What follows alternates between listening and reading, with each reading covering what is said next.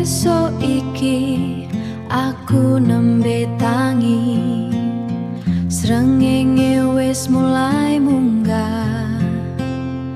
Aku keawanan sawise tetep wengi pungkasan. Tugasku wis rampung, aku duwe kopi reng panas lan sawetara gedang goreng. Aku seneng dadi wong cilik nanging cukup kanggo aku. Aku mung bisa muji syukur marang sing maha kuwasa. Berkah iki wis diparingake marang aku.